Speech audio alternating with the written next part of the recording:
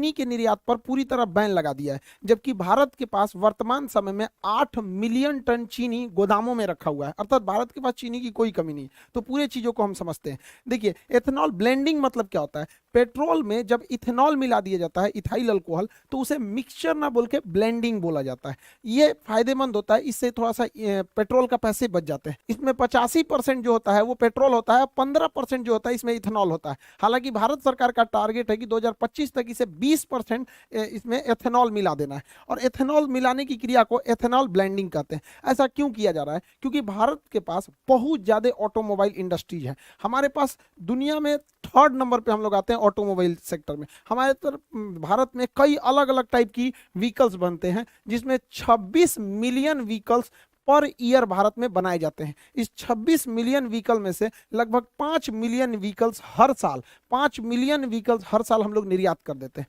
तो हम लोग के पास जो 26 मिलियन जो बच रहा है यहाँ पे टोटल ओवरऑल, मतलब अगर भारत में देखेंगे तो लगभग 20 मिलियन गाड़ियां हर साल बन रही हैं, और उसमें जो फ्यूल पड़ रहा है वो पेट्रोल से आ रहा है। और पेट्रोल हमारे पास तो होता नहीं, हम लोग 80% पेट्रोल जो है वो बाहर से ही मंगाते हैं। अब जो पेट्रोल बाहर से आ रहा है वो तेल के कुएं या रीक से आ रहा है, ये गल्फ कंट्री के पास है। इन्हें हम लोग कच्चा तेल खरीदते हैं, जिसे क्रूड ऑयल कहते हैं, बैरल यानी बैरल में इसे खरीदा जाता है, फिर इसे रिफाइनरी में छानकर पेट्रोल पंप तक पहुंचाया जाता है। इससे क्या है कि हम लोगों का एक बहुत बड़ा पैसा विदेशियों के पास चला जाता है कच्चा तेल खरीदने में। आप अंदाजा नहीं लगा सकते हैं कि भारत सरकार प्रति साल कितना विदेशी लोगों को यानी गल्फ कंट्रियों को कच्चे तेल के बदले पैसा देती है।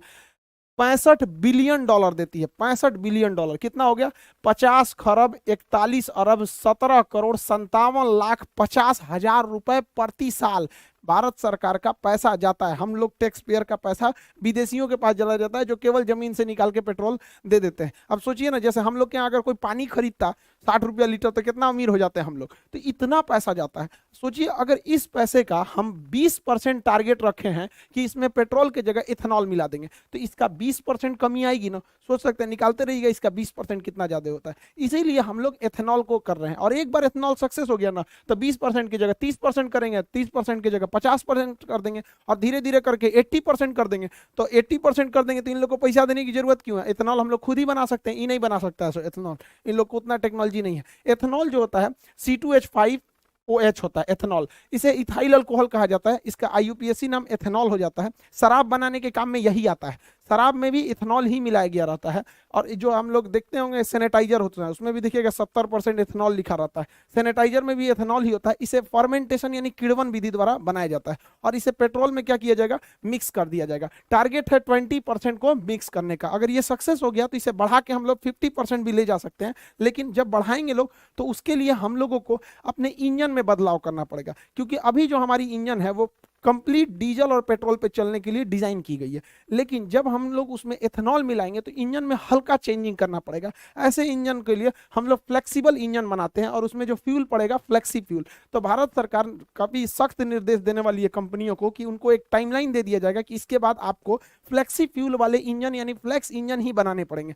याद कीजिए 2018 का जब समय था, 2017 में 17 के लास्ट में सरकार ने कह दिया था, सुप्रीम कोर्ट ने आदेश दे दिया था कि अब BS3 की गाड़ियां नहीं चलेंगी, सब चलेंगी BS4। रातों रात बेच के हटाना पड़ा कंपनियों को। उसी तरह सरकार भी इन लोग को अभी वार्निंग दे रही है, फिर कभी सख्त आदेश देगी, उसके बाद एक बार फैसला सुना देगी, तो सारी कंपनियों को अपने BS6 के जगह फ्लेक्सी फ्यूल डालना पड़ेगा। इससे काफी ज्यादा फायदा होता है फ्लेक्सी फ्यूल से। सबसे पहला कि प्राइस घट जाएगा, पेट्रोलियम का प्राइस इसलिए घटेगा क्योंकि बाहर से मंगाना नहीं है, हम लोग का प्राइस घट जाएगा। दूसरा कि फ्लेक्सी फ्यूल अगर रहेगा, एथेनॉल रहेगा, तो एथेनॉल में पोल्यूशन कम होता है।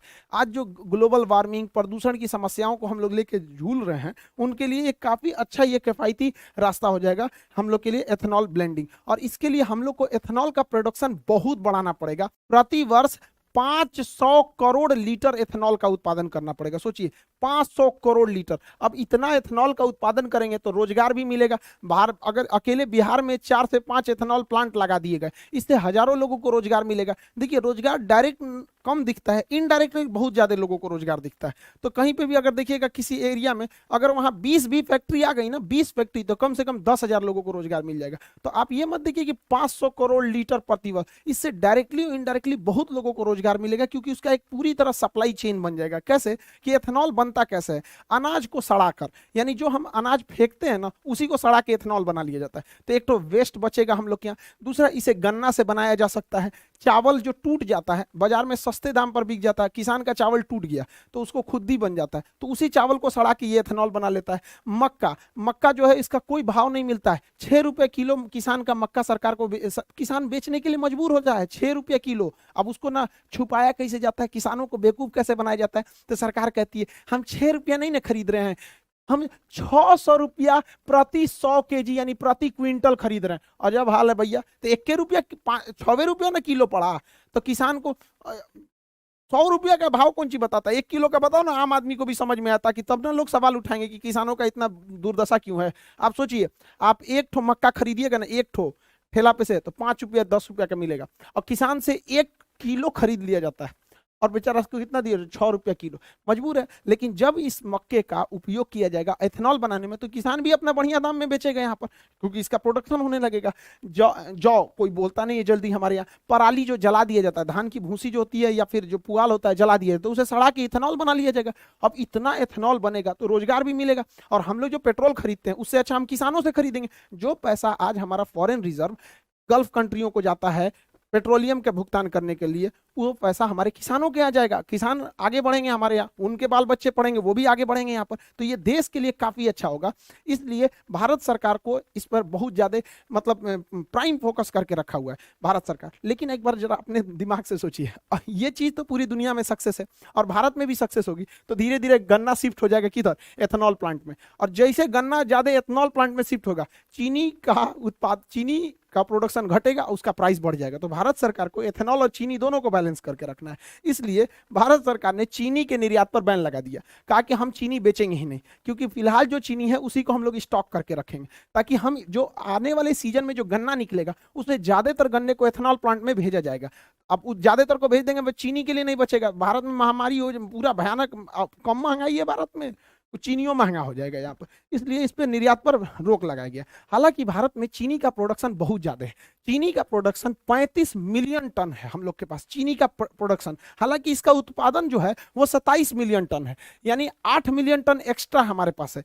35 मिलियन टन उत्पादन है, 27 मिलियन टन चीनी का उपभोग है। चीनी का डेली रेगुलर बेसिस पे उपभोग होता है हम लोग के यहाँ, चाय में होता है, बिस्किट में होता है, तरह तरह की कैंडी मिठाइयाँ छोटे बच्चों के लिए खाने के लिए आता है, लेमचूस उमचूस, यहाँ पर मिठाई देखिएगा, जलेबी रसगुल्ला, जितना सब चीज़ में चीनी पड़ता है हमारे यहाँ चीनी। और जो पैकेट वाली सामानें बिकते हैं, कभी मंच तुका दुकाई किट कैट उट कैट, ये सब छोटका लड़का ज़्यादा जानता होगा, सब हम लोग को कौन सी पता है सब, मतलब वो सबको। तो यहाँ पे जो है ना, ये इस सब में चीनी पड़ता है, तो चीनी का हमारे यहाँ डिमांड बहुत ज़्यादा है, 27 मिलियन टन प्रति वर्ष डिमांड है। तो हम लोग के पास 35 मिलियन टन उत्पादन है, 27 मिलियन टन खर्च है, यानी बफर स्टॉक में हम लोग के पास अभी भी 8 मिलियन टन जमा है। बफर स्टॉक किसे कहते हैं? सरकार जो अनाज को सरप्लस उत्पादन के समय जमा कर लेती है गोदामों में, उसे बफर स्टॉक कहा जाता है। बफर स्टॉक रखने की जिम्मेदारी फूड कॉर्पोरेशन ऑफ इंडिया को है, एफसीआई को है।